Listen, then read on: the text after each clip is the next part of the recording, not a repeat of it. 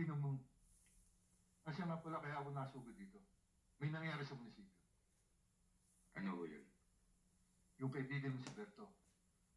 Napatay ng mga tauhan ni Judge.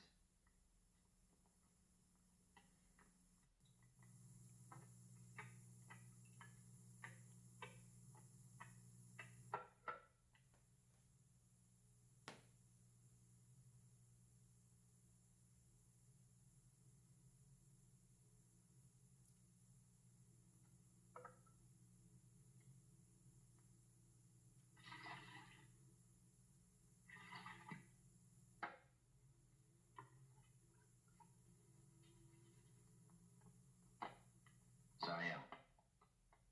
Nahuli ako. Kung narito lang ako, hindi sana nangyari ito. Pero kailangan i-depensa ng tao ko ang sarili niya. Bigla raw nagwala. At kung hindi napigil, tiyak na maray pang magagawa. Napakalungkot isipin. Dito pa nangyari sa harap ng munisipyo. Siguro, talagang hanggang dyan na lang ang takda ng buhay niya. Sumalangit naman ang kanyang kaluluwa. Sana, Judge.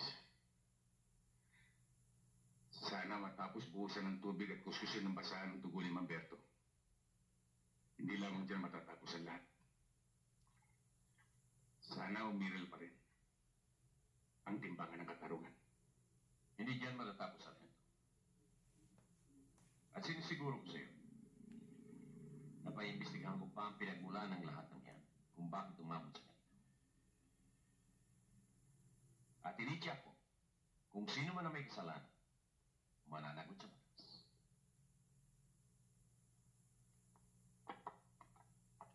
Siya nga pala, Sargento. Ito na ang huling araw ko rito. Malilipat ako sa Maynila, sa Korte de Primera Instancia. Promotion. Hindi ba ako babatiin? Pasyalan mo ako ron. Binabati ko kayo, Judge.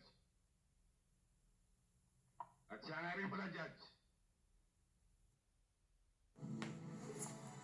Watch NHL games